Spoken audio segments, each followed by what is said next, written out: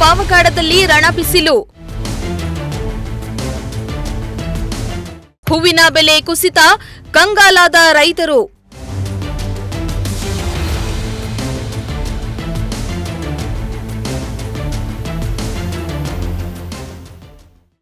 ರೈತರಿಗೆ ಒಂದ್ ಕಡೆ ದಳ್ಳಾಳಿಗಳ ಕಾಟ, ಮತ್ತೊಂದು ಕಡೆ ಮಾರುಕಟ್ಟೆ ಸಮಸ್ಯೆ.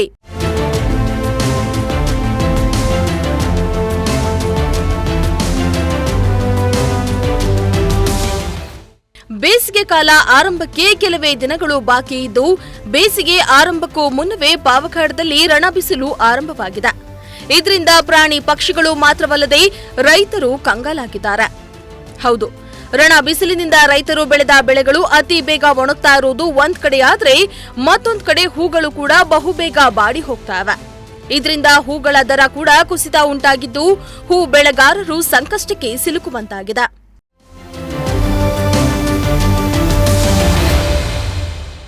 ಗಡಿ ತಾಲೂಕು ಪಾವಗಡದಲ್ಲಿ ಹೂವಿನ ದರ ಕುಂಠಿತವಾಗಿದ್ದು, ಸರ್ಕಾರ ಕೂಡ ಬೆಂಬಲ ಬೆಲೆ ಕೊಡದಿರೋದ್ರಿಂದ ರೈತರ ಗೋಳು ಕೇಳುವವರೇ ಇಲ್ಲದಂತಾಗಿದೆ.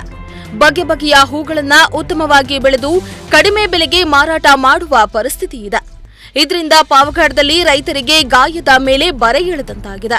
ಇದು ಒಂದ್ ಕಡೆಯಾದ್ರೆ, ಮತ್ತೊಂದು ಕಡೆ ಬೆಳೆ ಇಡಲು ನೀರಿಗೂ ಪರದಾಡುವ ಸ್ಥಿತಿ ಇದ್ದು, ಪಾವಗಡದಲ್ಲಿ ಹೂ ಬೆಳೆಗಾರರು ನಷ್ಟ ಅನುಭವಿಸುವಂತಾಗಿದೆ.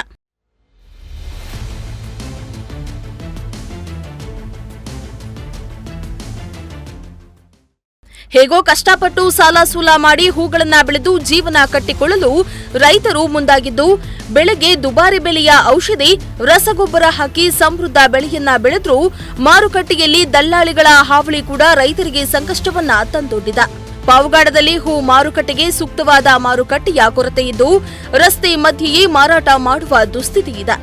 ಜೊತೆಗೆ ಹೂಗಳನ್ನ ಬೇರೆ ಬೇರೆ ಸಾಗಿಸುವಾಗ ಅಪಘಾತಗಳು ಸಂಭವಿಸಿ ರೈತರು ಸಾವನ್ನಪ್ಪಿದ್ರೆ ತೋಟಗಾರಿಕೆ ಇಲಾಖೆ ಹಾಗೂ ಕೃಷಿ ಇಲಾಖೆಯಿಂದ ಮೃತ ರೈತರ ಕುಟುಂಬಕ್ಕೆ ಯಾವುದೇ ಪರಿಹಾರ ನೀಡ್ತಾ ಇಲ್ಲ. ಹೀಗಾಗಿ ಸರ್ಕಾರ ಮಧ್ಯಸ್ಥಿಕೆ ವಹಿಸಿ ಹೂ ಬೆಳೆಗಾರರ ಬೆಂಬಲಕ್ಕೆ ನಿಲ್ಲಬೇಕಾಗಿದೆ ಅನ್ನೋದು ರೈತರ ಆಗ್ರಹವಾಗಿದೆ.